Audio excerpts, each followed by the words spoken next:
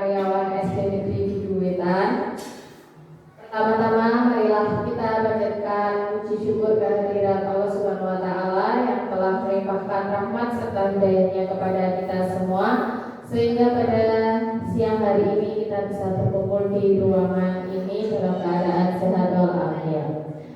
Sholawat serta salam tak lupa kita curahkan kepada junjungan kita Nabi Agung Muhammad Sallallahu Alaihi Wasallam yang kita tunggu syafaatnya di yaumul kiamah nanti.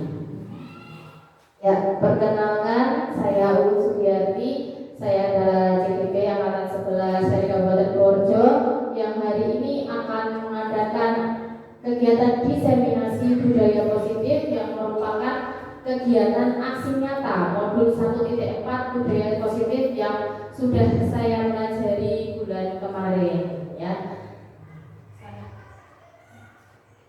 Nah, Bapak Ibu perkenalkan juga ini fasilitator saya Ibu Emi Aminatun, beliau dari Jogja, kemudian Bapak Ibu Cahyo Sanoso adalah pengajar praktik saya dan saya sendiri ya. Saya calon pemuda angkatan 11. Nah, sebelum kita memulai acara pada hari ini, marilah kita buka acara pada ini dengan bacaan basmalah bersama. Bismillahirrahmanirrahim. Ya, semoga acara hari ini bisa berjalan dengan lancar. Nah, sebelum kita mulai kegiatan diseminasi, sebelumnya saya minta Bapak Ibu untuk berdiri terlebih dahulu, kita menyanyikan lagu Indonesia Raya dan Mars Purworejo.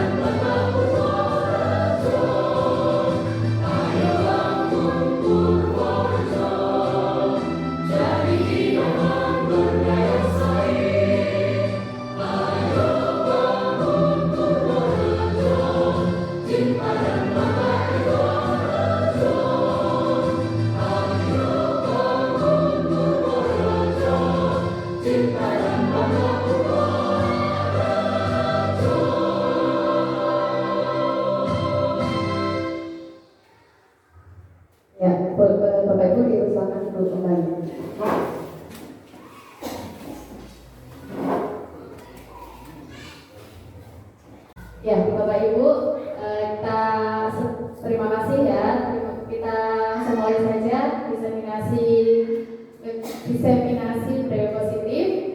Nah, yang pertama kita mengulas kembali apa itu arti pendidikan menurut filosofi Ki Hajar Dewantara.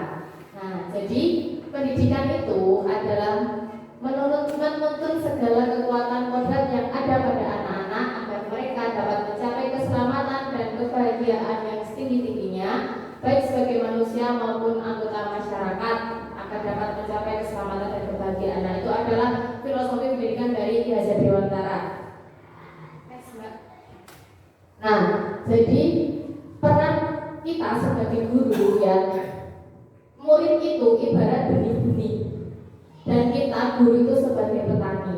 Tadi kan pendidikan itu adalah menuntun. Nah, jadi ibaratnya kita menanam padi itu tidak hanya kita tanam, ya, tapi juga perlu untuk disiram, dipupuk, dirawat, ya.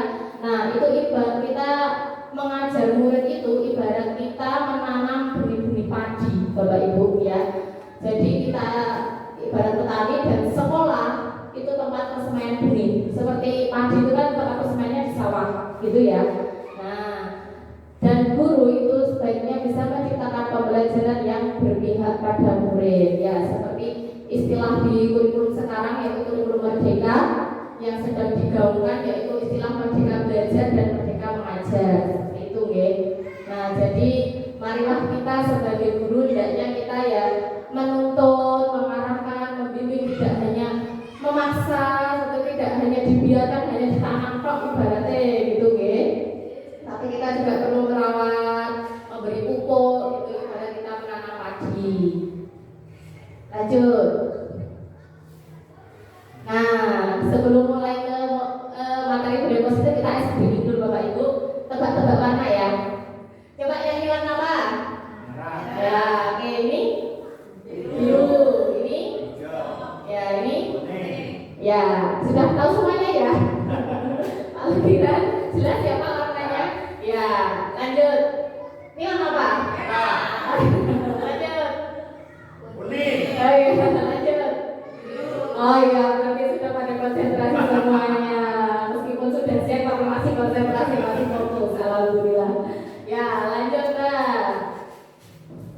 Nah, jadi di modul budaya positif itu yang sudah saya pelajari, ini ada 6 submateri atau ada 6 konsep budaya positif. Yang pertama ada disiplin positif dan nilai-nilai kebajikan universal. Yang kedua yaitu teori motivasi, hukuman, penghargaan dan restitusi. Yang ketiga itu keyakinan kelas. Yang keempat kebutuhan dasar manusia dan dunia berkualitas. Yang kelima restitusi 5 posisi kontrol. Dan yang keenam itu restitusi segitiga restitusi. Emang cukup banyak ya. Nanti akan kita bahas satu persatu. Nah, yang pertama itu tentang disiplin positif dan nilai-nilai kebajikan. Lanjut. Nah, jadi disiplin positif itu artinya, arti disiplin itu adalah sikap dan perasaan taat dan patuh. Yang namanya disiplin itu ya pasti kata pertama yang muncul di pikiran kita itu sikap yang patuh, taat ya terhadap nilai-nilai yang dipercaya yang merupakan tanggung jawabnya. Nah, sebagai pendidik tujuan kita adalah menciptakan anak-anak yang memiliki disiplin sendiri, sehingga mereka bisa berperilaku dengan mengacu pada nilai-nilai kebajikan universal dan memiliki motivasi intrinsik ya, bukan ekstrinsik. Motivasi intrinsik itu motivasi yang apa Bapak Ibu? Dari dalam diri. Nah, betul ya, motivasi dari dalam diri. Kalau motivasi ekstrinsik dari luar. Nah, jadi motivasi kan ada dua ya, intrinsik dan ekstrinsik. Nah, sebagai guru sebaiknya tuh kita mengarahkan anak didik agar bisa memiliki motivasi intrinsik ya. Nanti selanjutnya akan ada penjelasannya. Monggo Bu bisa lanjut lagi. Nah, jadi di nilai-nilai kebajikan universal itu adalah sifat-sifat positif manusia yang merupakan tujuan mulia yang ingin dicapai setiap individu. Nah, contohnya nilai-nilai positif yang ada di sekolah yang harus dimiliki oleh murid apa ya? Satu contoh misalnya yang ini nilai-nilai atau sikap-sikap yang harus dimiliki siswa. Ada yang bisa menyebutkan? Apa Pak? Contohnya Pak? Disiplin, ya jelas disiplin. Selain itu, seliro itu apa ya Pak? Saling hormati. Contoh nilai keberanian bisa. Oh, empati, simpati bisa ya Bu, ya bisa. Saling menghormati, ya itu adalah contoh-contoh nilai kebajikan ya yang akan dituju. Nah, nilai-nilai tersebut bersifat universal dan lintas bahasa, suku bangsa maupun latar belakang. Nilai-nilai ini merupakan payung besar dari sikap dan perilaku kita, atau merupakan fondasi kita berperilaku ya. Tadi itu dari nilai-nilai, ada nilai disiplin, nilai empati, simpati, saling menghormati, apalagi ya? Ya sebagai teladan, saling mematuhi gitu ya. Nilai keselamatan, kebahagiaan, ya itu bukan merupakan nilai-nilai kebajikan. Ya lanjut. Nah selanjutnya teori motivasi, hukuman dan penghargaan. Lanjut Mbak. Nah coba Bapak Ibu ini kita telah satu-satu ya. Bapak Ibu setuju atau tidak kalau hukuman dapat mendisiplinkan anak? Setuju atau tidak? Tidak, tidak. Setuju atau tidak Bapak-bapak? Hukuman yang pertama, hukuman dapat mendisiplinkan anak.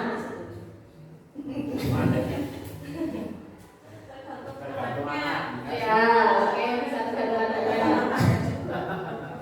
hukumannya. Oke, pemberian hukuman dengan hal positif dapat meningkatkan disiplin anak. Di sini penekanannya hal positif. Ya, setuju. Oke, kalau yang ini memberi penghargaan dapat meningkatkan motivasi belajar. Penghargaan atau reward, setuju. Membuat anak merasa bersalah memberi dampak lebih ringan dibandingkan menghukum. Membuat anak merasa bersalah dampak lebih dibanding menghukum. Ya, setuju. Ya, lanjut. Nah, jadi nanti sebelum nanti saya jelaskan perbedaan hukuman dan penghargaan atau ada konsekuensi juga. Jadi menurut Janet dan Russell itu ada 3 motivasi perilaku manusia, 3 motivasi pokok. Yang pertama untuk menghindari ketidaknyamanan dan hukuman.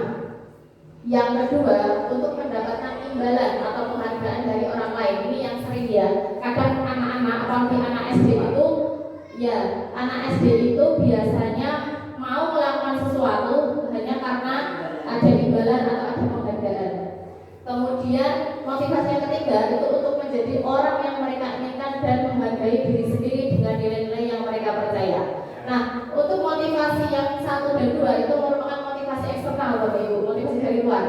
Karena yang pertama tadi kan menghindari hukuman dari guru. Ya, itu berarti kan pengaruh dari luar ya, eksternal. Ini juga hanya untuk demi mendapatkan imbalan. Itu juga motivasi dari luar. Ya, maksudnya faktornya mereka melakukan sesuatu karena ada faktor dari luar. Sedangkan yang ini, yang ketiga itu motivasi internal. Anak akan menjadi orang yang mereka inginkan dan menghargai diri sendiri dengan nilai-nilai yang mereka percaya. Tadi nilai-nilai kebajikan tadi yang sudah sebelumnya saya jelaskan. Nah, jadi tujuan kita memiliki budaya positif atau disiplin positif itu nanti tujuannya ini Bapak Ibu, agar kita bisa menumbuhkan motivasi internal pada anak-anak. Tidak perlu kita menggunakan imbalan atau penghargaan seperti itu ya. Mungkin sebelumnya saya juga seringnya seperti itu sih Bapak Ibu, karena di kelas rendah ya, betul Bu Yuni pasti sering memberikan bintang-bintang ya. Jadi kemarin ya ada penjelasan dari rekan guru juga seperti itu. Ternyata kalau menggunakan bintang terus ya anak-anak akan cenderungnya mereka mau melakukan sesuatu ya karena biar dapat bintang gitu, mengumpulkan banyak bintang seperti itu ya. Padahal itu adalah motivasi eksternal. Jadi mereka akan ketergantungan, tidak sadar diri dari seperti itu. Lanjut. Nah, ini ya kaitannya penghargaan dan hukuman. Nah, menurut Alfikon di dalam bukunya Rules Barriers tahun 1993, penghargaan maupun hukuman itu adalah cara-cara mengontrol perilaku seseorang yang menghancurkan potensi untuk pembelajaran yang sesungguhnya. Itu kata kuncinya di situ. Nah, penghargaan itu sebenarnya berlaku sama dengan hukuman. Makanya ada istilah juga penghargaan itu sebenarnya menghukum anak. Nah, dalam arti penghargaan itu akan meminta atau membujuk seseorang melakukan sesuatu untuk memenuhi satu tujuan tertentu dari orang yang meminta atau membujuk. Dorongannya eksternal dan akan ada faktor ketergantungan. Nah, tadi seperti yang saya contohkan ya, misalnya guru ya, kita sebagai guru misal bujuk anak, nanti siapa yang bisa jawab pertanyaan, nanti ibu beri bintang, nanti ibu beri permen. Nah, nanti jadi teman-teman yang lain juga ya mereka kan termotivasi sih, tapi ya itu hanya karena ada imbalan biar dapat permen seperti itu atau biar dapat bintang. Nah, nanti besoknya mereka akan menagih, Bu, kalau yang maju nanti dapat bintang lagi ya, iya enggak? Nah, saya juga sering mengalami soalnya. Nah, tapi setelah mempelajari ini memang ini PR besar sih Bapak Ibu. Bagaimana cara kita akan bisa menumbuhkan motivasi intrinsik itu? Jadi tidak hanya perlu kita menggunakan imbalan atau penghargaan. Lanjut, ini atas ya, yang ketergantungan ya. Nah, jadi dampak dari penghargaan itu ini ada 8. Bisa menjadi pengaruh jangka pendek dan jangka panjang, dan penghargaan bisa tadi seperti menghukum, penghargaan bisa mengurangi ketepatan, penghargaan menjadi tidak efektif, penghargaan merusak hubungan. Ini hubungannya dengan teman misalnya ya, kan tadi misalnya diberi reward terus yang satunya enggak, ya itu bisa menimbulkan kecemburuan gitu. Kemudian penghargaan bisa menurunkan kualitas, mematikan kreativitas, dan mengurangi motivasi intrinsik. Intinya yang ini, karena melulu menggunakan imbalan itu bisa mengurangi motivasi intrinsik atau kesadaran dalam diri. Lanjut. Nah, ini perbedaan hukuman dan konsekuensi. Ya, ini saya sendiri juga pernah melakukan hukuman kepada anak. Padahal sebenarnya itu sesuatu yang ini ya, sesuatu yang menyakitkan gitu. Nah, jadi memang sebenarnya tidak boleh kita lakukan ya Bapak Ibu. Jadi lebih baik kita memberikan konsekuensi. Jadi ada perbedaan antara hukuman dan konsekuensi. Hukuman itu adalah sesuatu yang menyakitkan, bisa membuat anak sakit, fisik maupun hati untuk jangka waktu yang lama. Kemudian dapat membuat anak membaca kedisiplinan, dapat berupa paksaan, murid akan tersakiti, dan merupakan konsep diri yang buruk. Anak belajar untuk menyembunyikan kesalahan dan akan membuat anak menjadi marah, menjadi merasa bersalah, merasa dipermalukan dan merasa tidak dihargai. Ini akibat dari hukuman itu. Kemudian kalau yang konsekuensi itu sesuatu yang harus terjadi. Jadi biasanya konsekuensi dibuat seperti kesepakatan kelas gitu loh. Nah, saat kita membuat kesepakatan, nanti kita buat konsekuensinya. Misalnya anak yang tidak mengerjakan PR, nanti konsekuensinya misal mencatat buku 1 halaman, mencatat materi 1 halaman gitu. Itu kan sudah berdasarkan kesepakatan di kelas. Nah, itu namanya konsekuensi. Jadi tetap boleh kita lakukan, harus terjadi karena sudah berdasarkan hasil kesepakatan. Kemudian yang kedua, akan membuat anak merasa tidak nyaman dalam jangka waktu pendek. Ya memang tetap ada dampaknya, konsekuensi itu membuat anak merasa tidak nyaman, tapi kan dalam jangka waktu yang pendek. Kalau hukuman itu akan membekas terus, makanya akan membuat anak sakit untuk jangka waktu lama. Kemudian konsekuensi itu anak akan lebih menghargai kedisiplinan. Ada stimulus dan juga ada tanggapan. Murid tidak nyaman, kemudian menyesuaikan diri. Murid tidak nyaman, kemudian bisa menyesuaikan diri. Merupakan konsep diri yang baik. Anak belajar untuk mematuhi peraturan meskipun kehilangan hal tidak nyaman dan diasingkan untuk sementara. Ini maksudnya ini nyaman H dibuat tidak nyaman, diasingkan untuk sementara. Tapi kan nanti setelah itu dia bisa kembali dan bisa membentuk ini tadi konsep diri yang baik. Lanjut.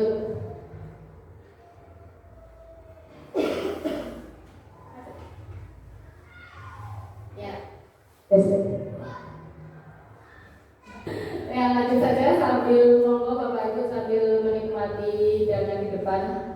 Nah, selanjutnya yaitu hukuman dan konsekuensi. Di sini saya membuat beberapa pernyataan tindakan guru. Nanti coba Bapak Ibu pilih ini termasuk hukuman atau konsekuensi ya. Nah, yang pertama, mencatat 100 kali dalam buku kalimat saya tidak akan terlambat lagi. Nah, karena terlambat ke sekolah, jadi dia diminta mencatat 100 kali. Itu termasuk hukuman atau konsekuensi? Nah, ya, nanti kita cek nanti ya. 2, ingat jawabannya. Lari mengelilingi lapangan basket 2 kali karena terlambat hadir di sekolah. Hukuman. Murid diminta untuk push up 15 kali karena tidak menggunakan masker ke sekolah. Hukuman. Menggantikan kertas tugas teman yang telah dicoret-coret. Membersihkan tumpahan air di meja tulis karena tersenggol pada saat belajar. Konsekuensi. Meminta murid tidak mengenakan sepatu seharian di sekolah karena tidak mengenakan sepatu hitam. Lari mengelilingi lapangan basket 2 kali karena terlambat 10 menit untuk pelajaran PCOK. Coba, apa ini? PCOK, guru PCOK. Apa ini? Iya, kita cek. Saya sempat bingung juga yang tadi itu kemarin. Coba dicek, Mbak. Ya, yang pertama konsekuensi. Kesepakatannya mana?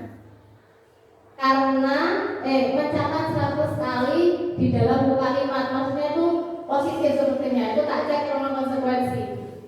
Kemudian lagi mengelilingi lapangan kan ini Bu, apa? Karena itu bukan yang menyakitkan seperti tadi kan bukan itu kan menyakitkan ya. Kalau ini kan mencatat di buku, saya tidak akan terlambat lagi gitu. Kalau menghukum kan misal suruh lari seperti yang nomor 2, lari mengelilingi lapangan.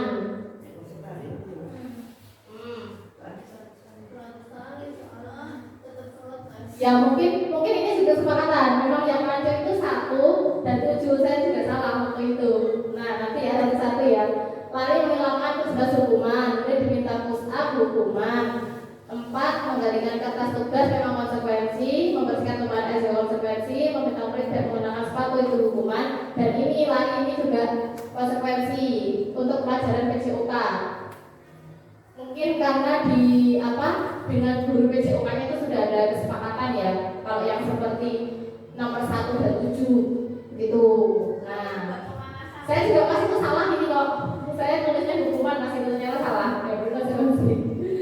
Ya, makanya ini buat konfirmasi ya. Intinya kalau hukuman itu ya itu tadi kayak menyakiti secara fisik atau verbal gitu ya. Bisa dari omongan, bisa memarahi kan omongan ya verbal. Terus misalnya itu tadi suruh lari atau push up kan itu secara fisik ya menyakiti. Karena tangannya nulis 100 kali terus tangannya jadi sakit. Oh iya, bisa jadi ini ya menyiksa ya. Oh iya kalau kelas 1 ya benar. Ya berarti kalau kita menerapkan konsekuensi juga harus disesuaikan dengan tingkatannya Bu. Mungkin ini untuk siswa SMP. Ya lanjut, bagus pertanyaan bagus. Terus ya kita masuk ke keyakinan kelas. Nah sebelum masuk ke keyakinan kelas saya bertanya dulu Bapak Ibu di kelas Bapak Ibu apakah sudah ada yang membuat keyakinan kelas? Kelas 6 sudah, kelas 1 sudah, kelas 5 sudah, kelas 4 sudah kayaknya saya lihat ya. Kelas 2 saya juga baru kemarin Bapak membuat ya. Nah mengapa keyakinan? Mengapa bukan peraturan saja? Jadi beda keyakinan dan peraturan. Coba contohnya nih, mengapa kita memiliki peraturan harus menggunakan helm bila mengendarai kendaraan roda 2?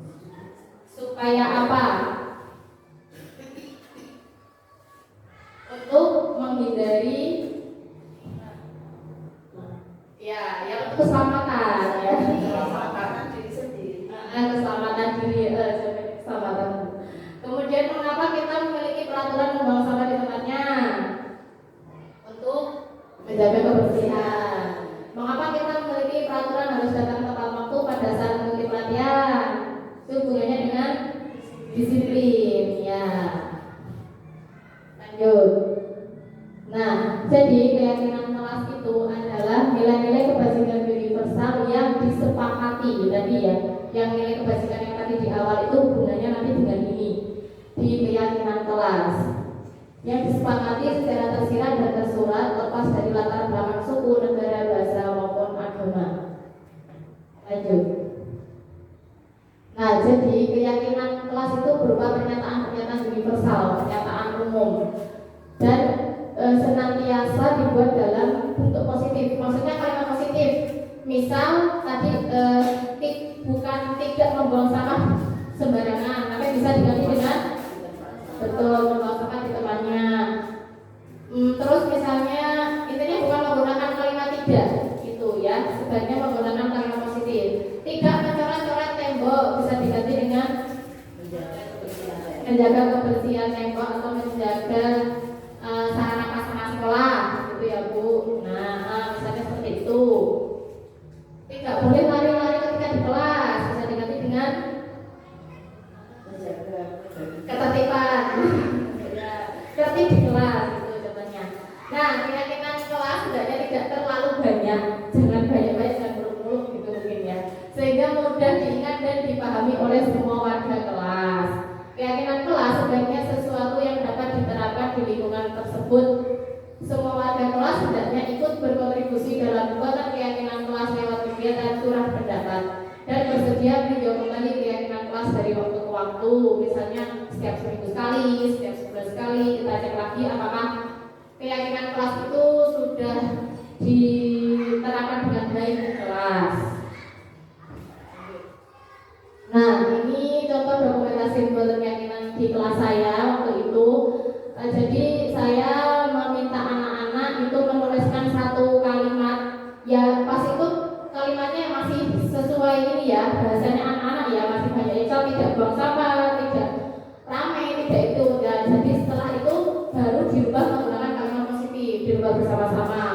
Nah, anak-anak diminta untuk menuliskan satu persatu kalimatnya, kemudian saya minta karyakan di papan ya menggunakan post-it, baru itu disimpulkan. Kita cari kalimat-kalimat yang sama kemudian dirangkum. Kan pasti banyak anak yang menuliskan yang sama ya, kalimat-kalimat yang sama.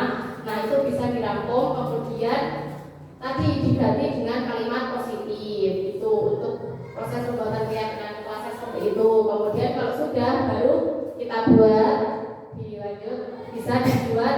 Nah, bisa dibuat seperti ini Bapak Ibu, bisa silakan dengan kreativitas Bapak Ibu masing-masing bisa dibuat poster seperti ini misalnya, atau mau ditempel-tempel ini yang seperti di kelas ya. Oh iya. Ya, itu ada ya, kesepakatan kelas itu bisa jadi keyakinan juga Bu. Nanti dibuat kalimat yang simpel-simpel bisa. Nah, ini kan juga kalimatnya ya yang sederhana, misalnya saling menghormati, menjaga kebersihan, disiplin, mematuhi aturan, tanggung jawab, selalu jujur dan saling kerjasama. Jadi yang Bapak Ibu buat itu silahkan Bapak Ibu berdiskusi dengan murid-muridnya. Murid-murid juga diminta untuk mencurahkan pendapatnya gitu, menuliskan apa sih yang kesepakatan keyakinan kelas yang disepakati gitu. Contohnya seperti ini ya. Ini hanya contoh dan belum saya katakan. Mohon maaf. Ya, lanjut. Kebutuhan dasar manusia dan dunia berkualitas. Lanjut. Nah, Bapak Ibu, jadi sebenarnya tuh kita mau membentuk kedisiplinan, disiplin positif tadi atau positif itu intinya dasarnya dari sini. Manusia itu kan pasti punya kebutuhan ya. Nah, di sini ada 5 kebutuhan dasar. Yang pertama penguasaan, yang kedua kasih sayang dan rasa diterima, keempat kesenangan, ketiga kesenangan, keempat kebebasan, dan kelima bertahan hidup. Nah, jadi seluruh tindakan manusia itu pasti memiliki tujuan tujuan tertentu. Semua yang kita lakukan adalah usaha terbaik kita untuk mendapatkan apa yang kita inginkan. Betul enggak? Ya. Ketika kita mendapatkan apa yang kita inginkan, sebetulnya kita sedang memenuhi satu atau lebih dari satu kebutuhan dasar kita. Misalnya, ya suka jalan-jalan, memenuhi kebutuhan apa? Kesenangan. Ya, rasanya gimana Mbak? Kalau udah terpenuhi? Ya senang. Betul. Oh ya, jadi lebih enjoy kita mau menjalani hidup gitu ya. Lah kok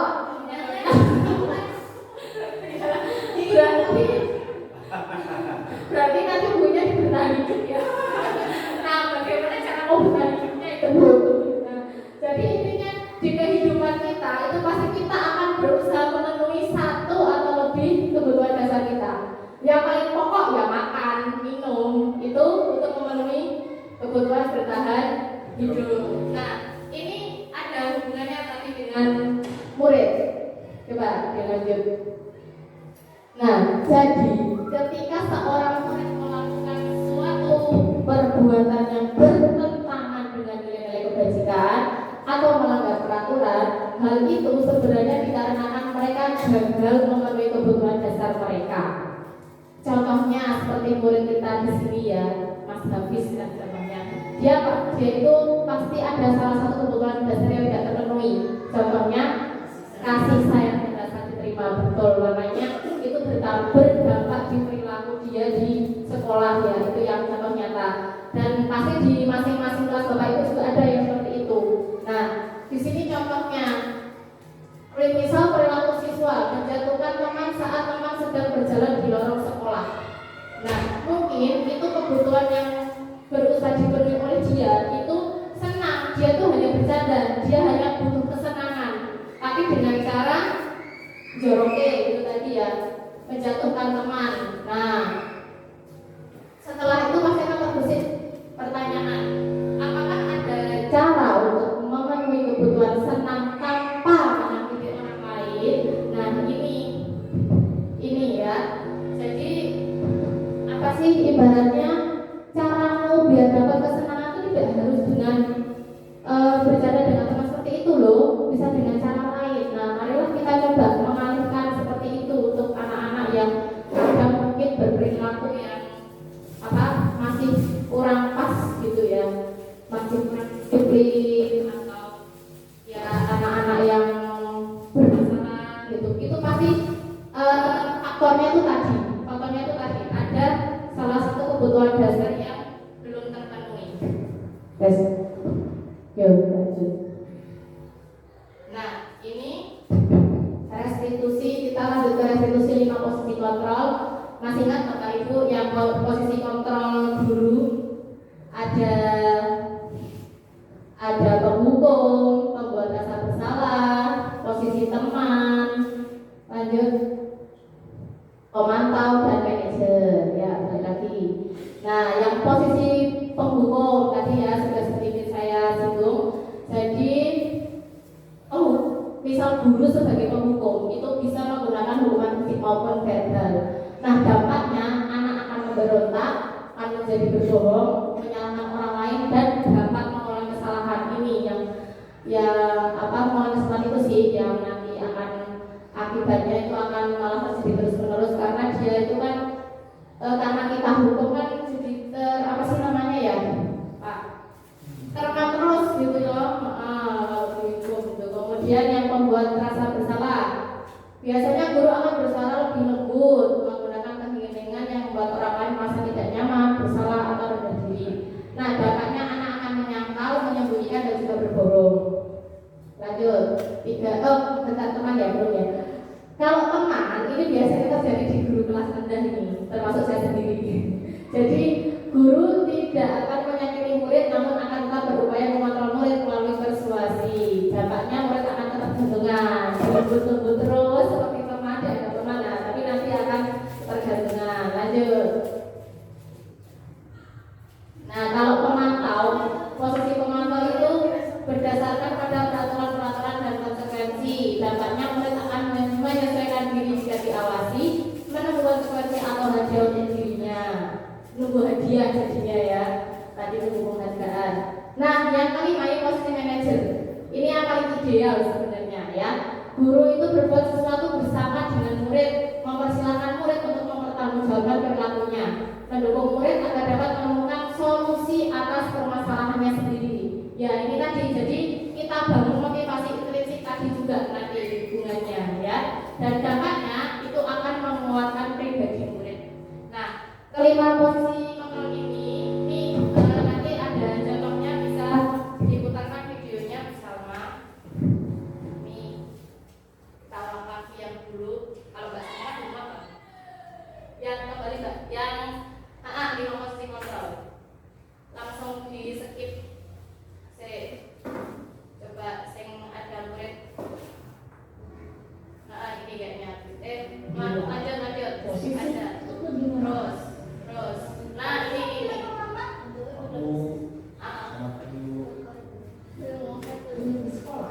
Nah, silakan bagaimana kelima posisi dalam.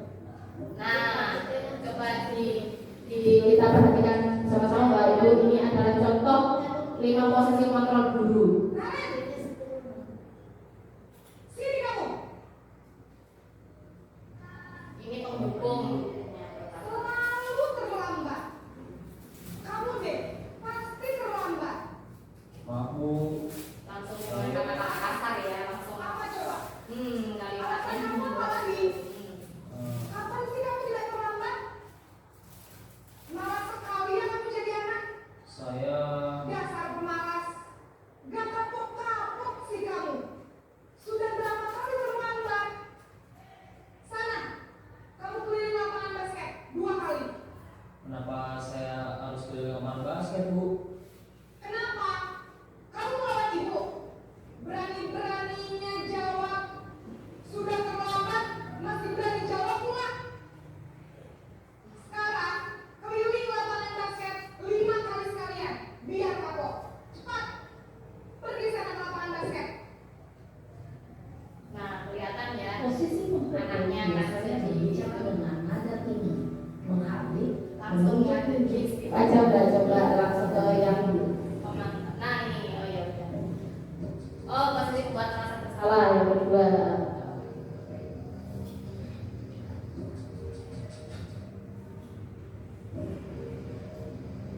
Naren.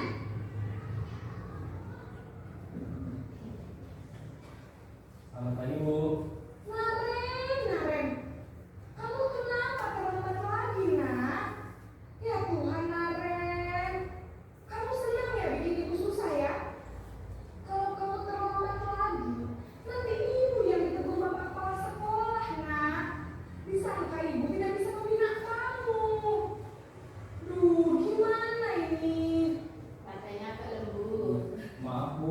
Tapi Gusti Naren. Kamu suka ya kalau ibu ditegur bapak kepala sekolah? Gurunya memelas itu. Terus, sekarang ibu harus tulis apa ini di buku absen? Ini kamu sudah sering terlambat loh. Ibu harus apa coba? Maaf Bu, maaf sekali. Ya sudah, lain kali jangan bikin ibu susah lagi ya Nak ya. Ibu tidak akan kuat lagi kalau kamu gini terus. Bisa jantungan kalau ibu tegur bapak kepala sekolah. Sana cepat kelas. Maaf ya Bu, maaf sekali.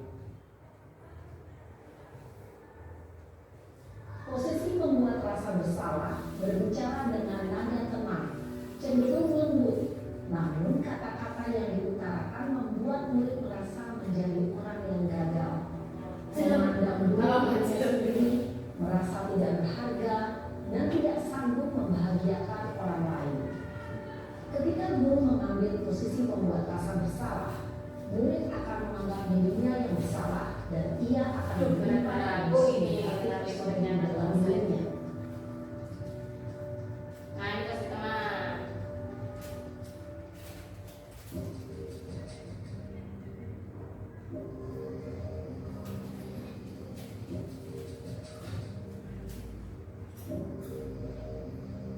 Naren.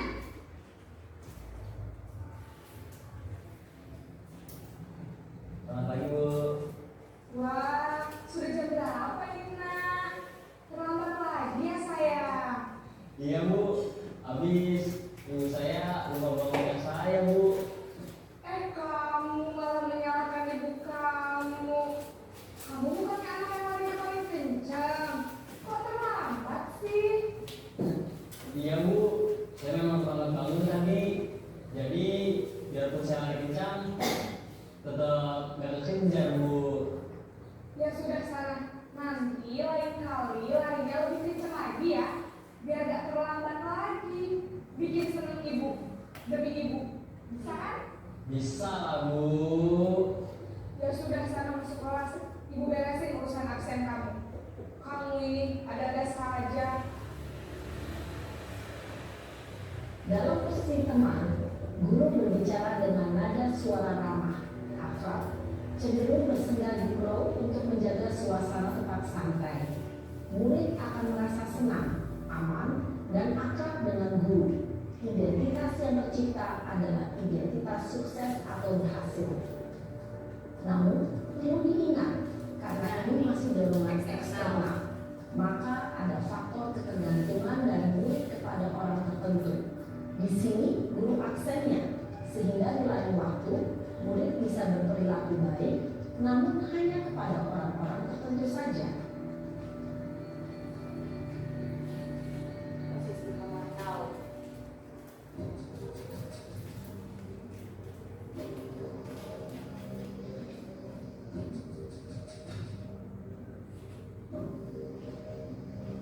Naren! Ayah Naren. Naren, apa kamu dari sekolah kita? Jam berapa kita harus Ini boy ini. Kelas pro ini. Kabarnya sekarang ya masih tetap terus. Sekarang sudah jam 7. Naren sudah tahu konsekuensinya jika terlambat hadir. Paham Bu, saya harus tinggal kelas pas jam Nah, istirahat. ini menanyakan Selama 20 menit. konsekuensinya. Ya benar, konsekuensinya demikian. Memantau. Jadi nanti jam 9.30 pas istirahat, kamu harus tinggal di kelas, kerjakan tugas tambahan untuk ketertinggalan kamu, ya? Baik Bu. Posisi pemantau mengandalkan penghitungan atau data untuk mengontrol murid. Guru mengarahkan murid berdasarkan peraturan dan konsekuensi. Seorang pemantau menunjukkan bahasa tubuh dan ekspresi wajah yang datar dan cenderung formal. Terakhir posisi manajer.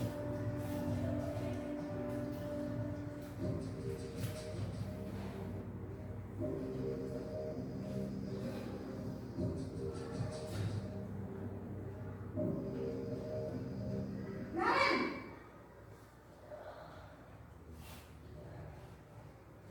Selamat pagi Bu.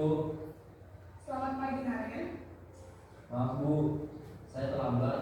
Iya, sekolah masuknya jam 7, sekarang sudah jam 7.20. Jadi sekarang bagaimana ini Naren? Maaf Bu, saya lupa alarm saya semalam. Baiklah, menurut kamu, keyakinan sekolah yang mana yang perlu kamu tingkatkan? Menghargai diri sendiri dan orang lain mungkin ya Bu. Setuju. Jadi, apakah Naren meyakini prinsip saling menghormati tersebut? Iya Bu, saya meyakininya. Apakah Naren bersedia memperbaiki masalah keterlambatan ini? Bersedia Bu. Bagaimana kamu akan perbaiki masalah keterlambatan ini? Saya akan coba untuk tidak lupa menyetel alarm saya Bu. Baik, kalau Naren lupa menyetel alarm di rumah, ada orang yang kira-kira bisa bantu mengingatkan tidak? Ada Bu, karena saya Kak Emma. Ada lagi selain saya? Selain Kak Emma, Itu alarm-alarm ini. ada ibu saya. Baik, jadi yang mengingatkan Naren adalah Kak Emma dan ibu kamu ya. Kira-kira akan mulai start alarm kapan nih, Naren? Setelah pulang sekolah akan segera saya lakukan. Baik, jadi Naren akan setel alarm untuk bangun besok pagi dan akan diingatkan oleh kakak dan Oh, Naren. Ada ruang lagi. Ya wes. Tidak ada Bu. Baik, Naren. Terima kasih untuk kerjasama kamu. Sekarang kamu perlu kembali ke kelas untuk belajar. Baik Bu, terima kasih. Posisi manajer adalah posisi kontrol yang disarankan untuk membimbing murid memiliki sikap disiplin yang positif, yaitu murid yang mandiri, bertanggung jawab, dan dapat memecahkan masalah. Tujuan dari posisi ini adalah agar murid dapat berefleksi atas tindakannya. Guru akan dengan tulus memberikan pertanyaan-pertanyaan bermakna, sehingga membuat murid dapat belajar dari kesalahannya dan mencari sebuah solusi untuk menyelesaikannya. Ibu dan bapak guru hebat, setelah mengamati adegan kelima posisi kontrol tadi, kira-kira posisi mana yang paling ideal? Posisi mana yang dapat menunjang motivasi intrinsik murid? Ya, tentu posisi manajer. Posisi ini memang posisi ideal yang ingin dituju setiap pendidik. Pada posisi inilah, guru dapat menerapkan disiplin positif yang berpihak pada murid, yang memerdekakan murid. Perjalanan seorang pendidik tentunya tidak mudah untuk sampai pada posisi seorang manajer. Namun, tujuan kita pasti, yaitu menciptakan murid-murid yang mandiri, merdeka, dan bertanggung jawab. Semoga penggambaran 5 posisi kontrol yang telah diperlihatkan ini dapat menjadi ajang refleksi bagi kita semua, agar dapat terus mengasah dan menerapkan disiplin positif yang memerdekakan murid. Mari terus berlatih dan bersemangat. Selamat menerapkan. Salam dan bahagia Ibu dan Bapak Guru hebat. Jadi Bapak Ibu tadi sudah menyaksikan ya beberapa contoh posisi kontrol guru, ada 5, yaitu posisi pemantau, pembuat rasa bersalah, posisi teman, posisi penghukum, dan yang terakhir yang paling ideal itu manajer. Nah, coba kita berefleksi selama ini yang sudah pernah Bapak Ibu lakukan itu posisi yang mana ya? Oh. Ya luar biasa. Berarti sudah menerapkan yang kemarin ilmu dari Masuk ya. ya bagus kalau sudah bisa, kalau itu sudah bisa menempatkan dalam posisi manajer. Kalau saya jujur masih mencoba, ya karena kadang susah juga buat anak kelas kita ya, saya seringnya masih menggunakan posisi teman. Ya, penghukum juga pernah. Kalau apa tadi ya, penghukum, memantau, pemberantasan bersalah. Ya pernah, tapi yang ini memang yang manajer ini butuh ini ya, karena kita menumbuhkan motivasi intrinsik, membangun kesadaran diri anak. Lanjut, nah nanti ya harapannya semoga bisa menerapkan.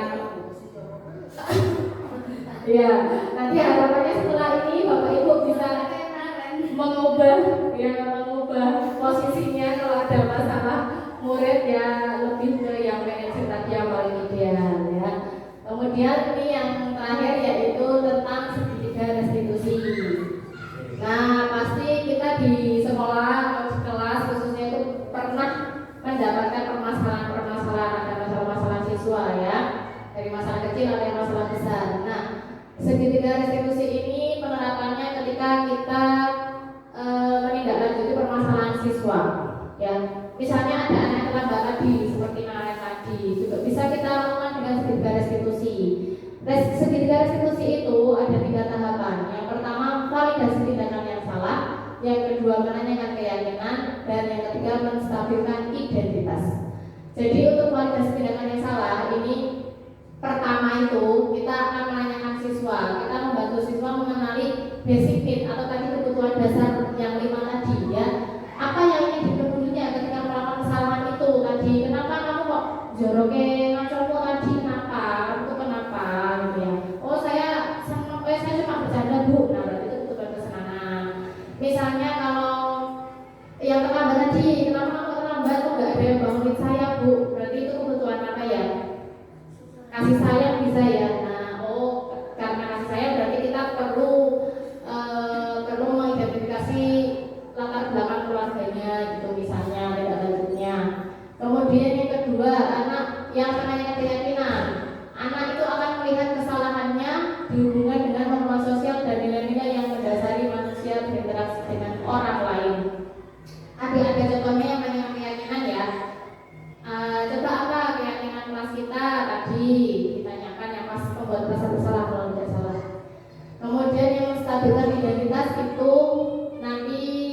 pada akhirnya akan membuat anak yang merasa gagal karena berbuat salah menjadi positif terhadap dirinya. Dia akan sadar diri dengan kesalahannya dan dia tuh bisa berpikir, oh kalau aku melakukan kesalahan ini nanti aku harus memperbaikinya dengan cara ini.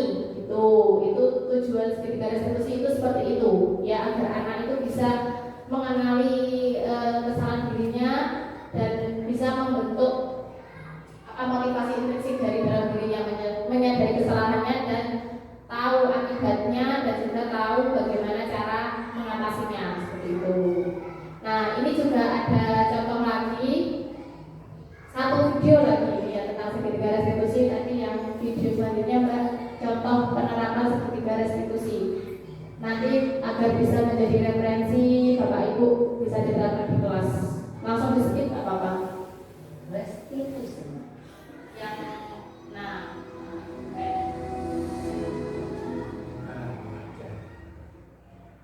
Restitusi dikenakan oleh di skip aja yang langsung skip. Nah ini benar. Ini contoh penerapan segitiga restitusi.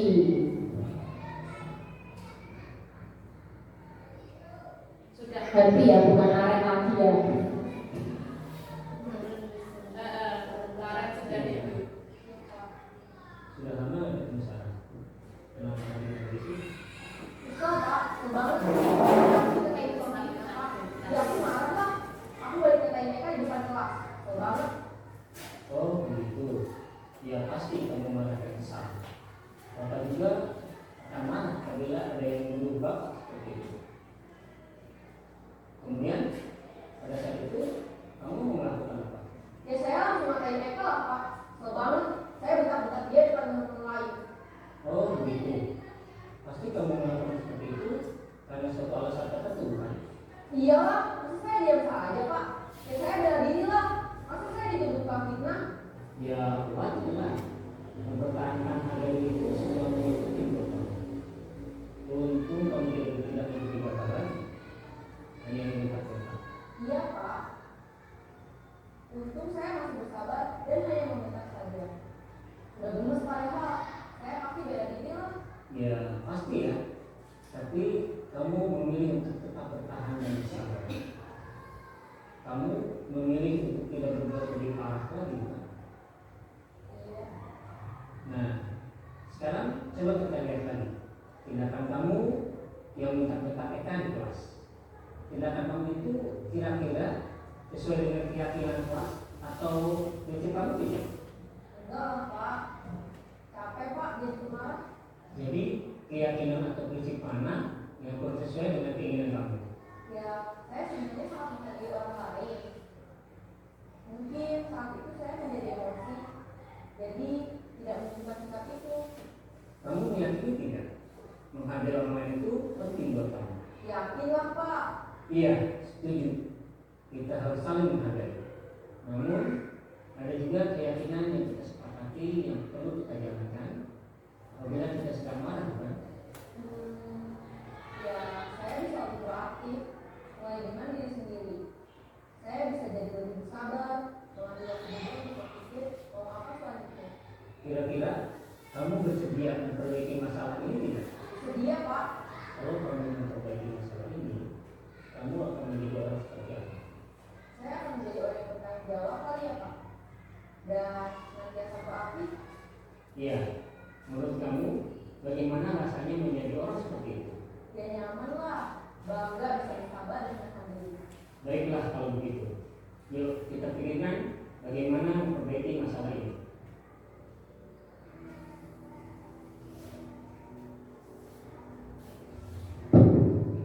ya. Ibu dan Bapak guru hebat. Baru saja kita menyaksikan contoh bagaimana seorang guru berada dalam posisi Nah itu posisi manajer. sedemikian Yang paling ideal ya tadi langkah-langkahnya. Pada sisi pertama, menstabilkan identitas berdasarkan pada prinsip bahwa membuat kesalahan adalah bagian dari proses pembelajaran. Sisi pertama dari segitiga ini berperan menggeser identitas milik dari identitas gagal ke identitas sukses. Murid yang sedang bertingkah laku yang tidak pantas atau menarik diri saat itu sedang mengalami identitas gagal. Bila kita melihat itu, maka posisinya tidak akan berubah. Kita bisa mengajukan pernyataan ini. 1. Membuat kesalahan. Contoh kalimat-kalimat menstabilkan identitas. Oh nggak apa-apa kok, aku salah, kan maksudnya tidak ada yang sempurna. Bu guru juga pernah berbuat salah gitu misalnya. Saya lebih fokus bagaimana memperbaiki masalah ini. 5. Apakah saat ini kamu tengah menjadi orang yang baik untuk dirimu sendiri? Pada sisi kedua, validasi tindakan yang salah berlandaskan pada prinsip bahwa setiap perilaku berupaya memenuhi suatu kebutuhan tertentu. Guru yang telah memahami teori kontrol akan bergeser dari pemikiran stimulus respon menjadi proaktif dan mencoba untuk mengenali tujuan dari perilaku murid, mengenali dan mengakuhi kebutuhan murid ini dapat memperbaiki hubungan dengan murid tersebut. Pernyataan atau pertanyaan bisa disampaikan dengan nada suara tidak menghakimi atau memojokkan, sehingga dapat mengembalikan murid pada posisi positif. 1. Kamu bisa saja bertindak lebih gegabah lagi dari ini. 2. Kamu bukan melakukannya tanpa suatu alasan tertentu. 3. Kamu melakukannya karena mempertahankan sesuatu yang penting bagimu. 4. Mungkin kamu bisa mempelajari suatu perilaku baru yang lebih efektif. Bersediakah kamu mempelajarinya? Selanjutnya, kita akan simak sisi terakhir, yaitu menanyakan keyakinan. Teori kontrol menyatakan bahwa pada dasarnya kita termotivasi secara implisit. Pada saat perilaku yang salah, Tujuannya motivasi implisit. setelah stabil, maka murid telah siap mengaitkan keyakinan-keyakinannya dengan tindakannya yang salah. Dan pemikirannya telah bergeser ingin menjadi orang yang jujur. Pertanyaan-pertanyaan ini dapat mengaitkan keyakinan-keyakinan yang dianut murid. 1. Sebagai keluarga atau kelas, apa yang kita yakini? 2. Tuh, menanyakan keyakinan kelas yang sudah dibuat. Apa sih keyakinan kelas kita? Seperti apa gambaran kelas yang kemudian bagi kamu? Nah, yang terakhir ini, kamu tuh ingin menjadi orang seperti apa? Nah, itu kan nanti pertanyaan-pertanyaan itu akan mendorong murid biar bisa berpikir sendiri, bisa muncul motivasi intrinsik. Ya, jadi seperti itu ya Bapak Ibu, cara untuk melakukan segitiga restitusi tadi. Yang pertama dari menstabilkan identitas, kemudian dari validasi tindakan yang salah, kemudian menanyakan keyakinan, dan yang terakhir itu menstabilkan identitas. Jadi tujuannya agar kita bisa membuat anak yang merasa gagal karena berbuat salah bisa menjadi lebih positif terhadap dirinya. Dia bisa menjadi sadar diri, menjadi lebih menghargai dirinya sendiri, gitu ya, dari apa yang sudah dilakukannya, seperti itu. Semoga nanti kita ke depannya kita bersama-sama kita belajar agar kita bisa menerapkan segitiga restitusi ini di sekolah, di kelas kita terutama. Nah, seperti itu yang bisa saya sampaikan. Sepertinya sudah cukup untuk materi diseminasi hari ini tentang budaya positif. Tapi sebelum saya tutup ini, saya mau minta ada yang memberikan umpan balik atau pertanyaan juga boleh, atau tanggapan juga boleh. Salah satu aja nggak apa-apa. Monggo. Ya, boleh. Assalamualaikum warahmatullahi wabarakatuh.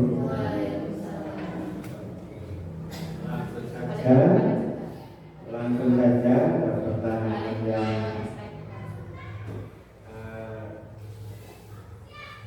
saya ajukan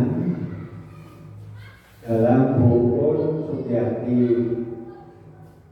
dalam aksi nyatanya pada CGP angkatan ke-11.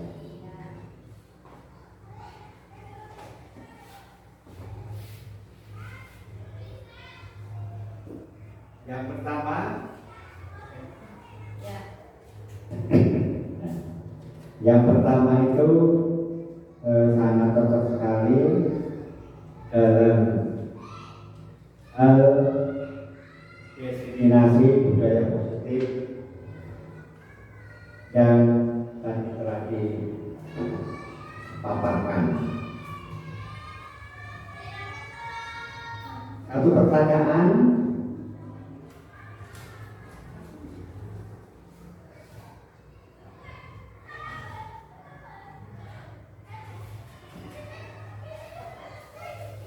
salah satu materi berikan salah satu contoh, misalnya diseminasi positif ini dalam kegiatan sehari-hari yang Ibu Sugiati praktekkan di kelas rendah.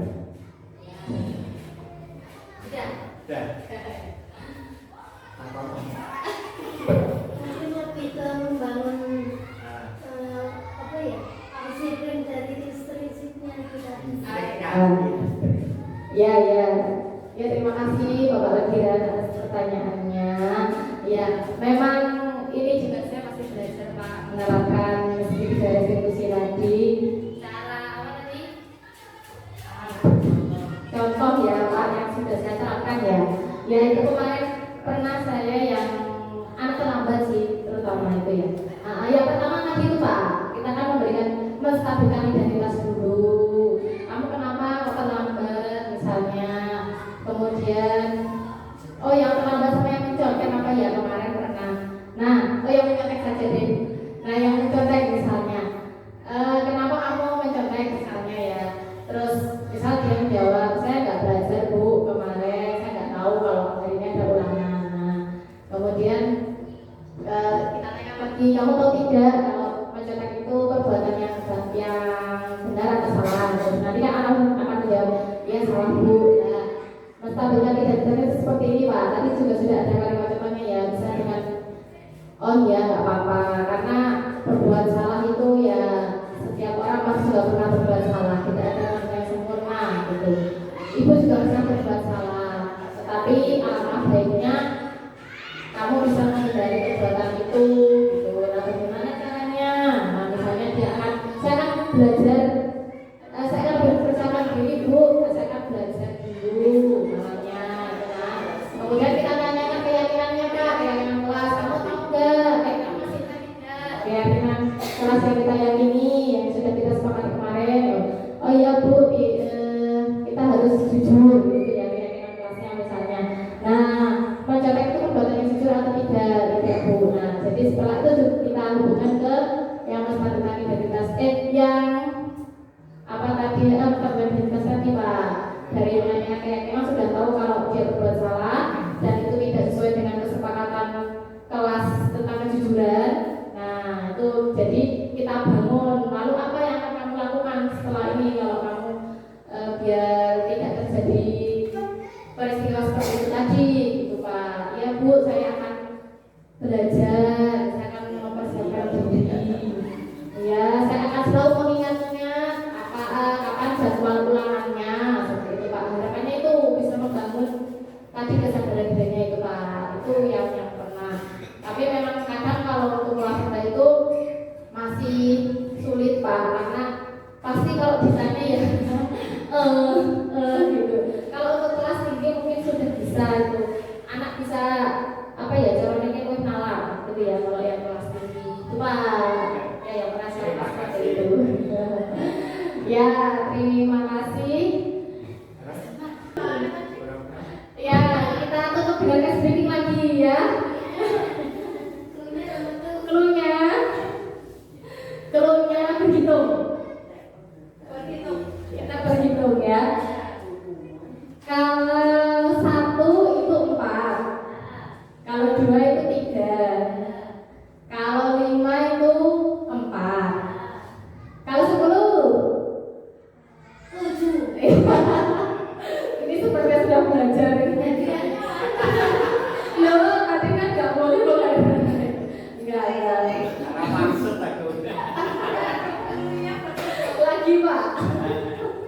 Seperti yang kemarin kok. Ini kata kuncinya yang kata pertama itu kemarin Pak. Coba diulang ya. Kata kemarin belum ikut ya.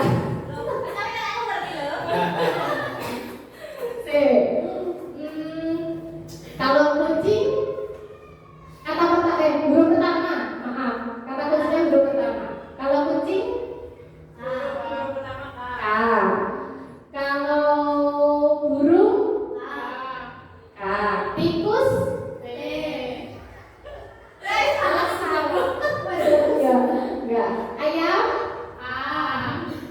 kalau cacing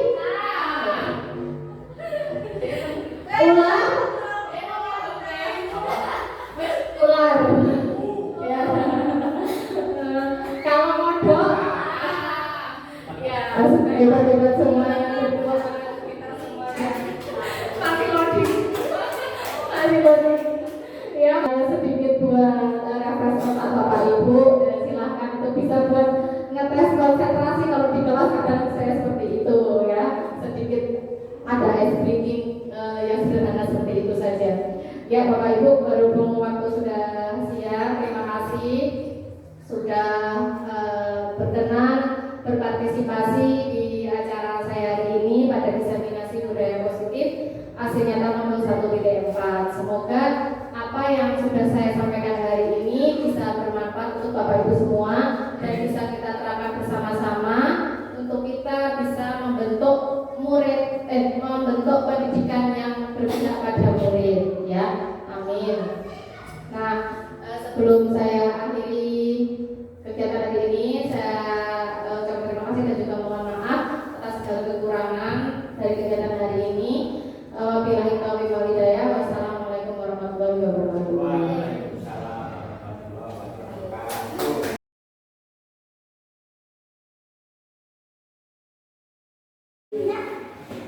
Assalamualaikum warahmatullahi wabarakatuh.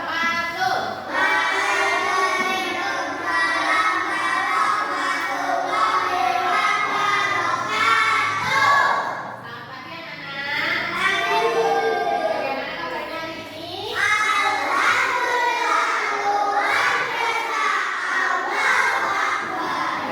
Masih semangat ya?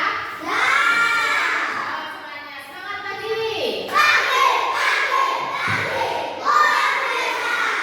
Oke, sip. Ya, anak-anak, hari ini Ibu mau ngajak kalian membuat keyakinan kelas. Apa itu keyakinan kelas? Ada yang udah tahu belum? Ya, jadi nanti kita akan membuat sebuah kesepakatan. Ya, nanti masing-masing anak menuliskan satu kesepakatan apa yang kita sepakati di kelas, yaitu berisi nilai-nilai positif ya, nilai-nilai positif misalnya seperti peraturan isinya ya.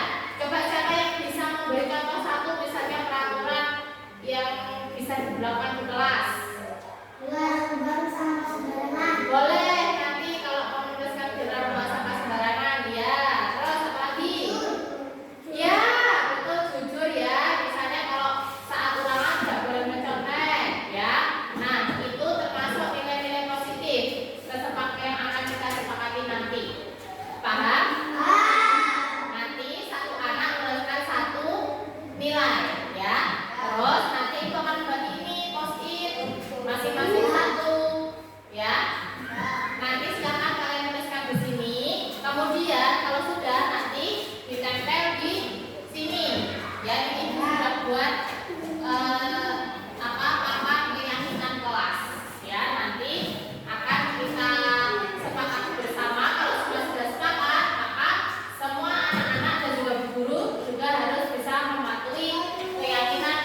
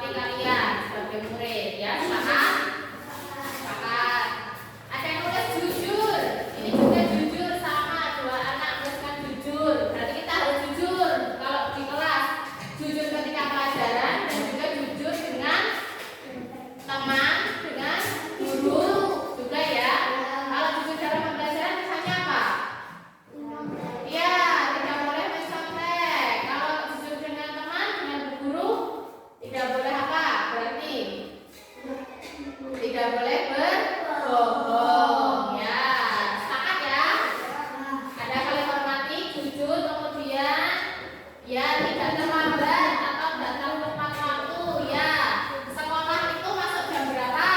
Jam 7. Kamu berarti jam 7 sudah harus sampai di sekolah. Namanya datang tepat waktu.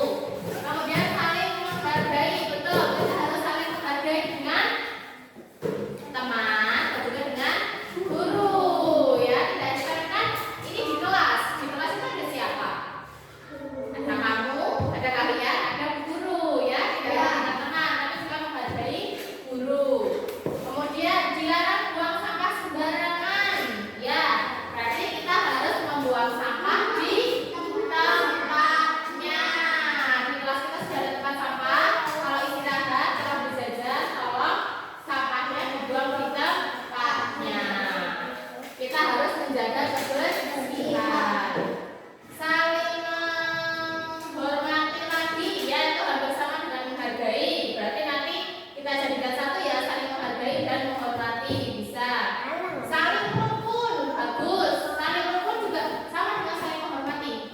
Mau rukun apa mau menghormati?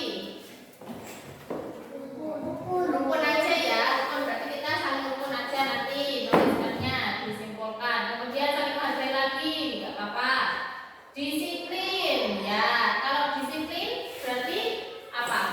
Disiplin datang tepat waktu juga termasuk disiplin. Berarti langsung nanti disimpulkan disiplin aja, ya. Ya, berarti ada saling menghormati, jujur, disiplin, kemudian membuang sampah di tempatnya atau menjaga kebersihan, dan saling rukun. Ada 5 keyakinan kelas yang sudah kita sepakati hari ini, ya. Tolong nanti kalian menerapkannya di kelas. Menerapkan apa, Bu? Ya, itu tadi nilai-nilai tadi. Ada yang kurang, Bu. Nggak apa-apa. Ya, ini kan tadi sudah Ibu ringkas, jadi ada 5 jadinya, ya. Yang pertama jujur, yang kedua disiplin, yang ketiga saling menghormati, yang keempat rukun, dan yang terakhir menjaga kebersihan. Tidak hanya membawa sampah di tempatnya, tapi kalau misalnya kelas kotor juga kita harus membersihkannya. Jelas? Bisa disepakati? Bisa kalian terapkan mulai besok atau mulai hari ini? Bisa, ya? Ya, terima kasih anak-anak.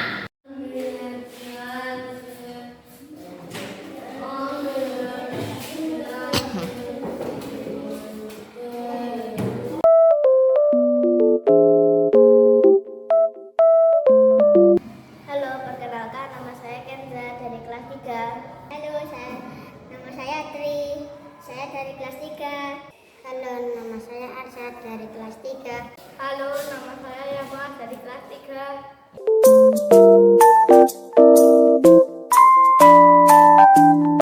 Senang, seru, senang dan seru. Seru dan sangat bersemangat.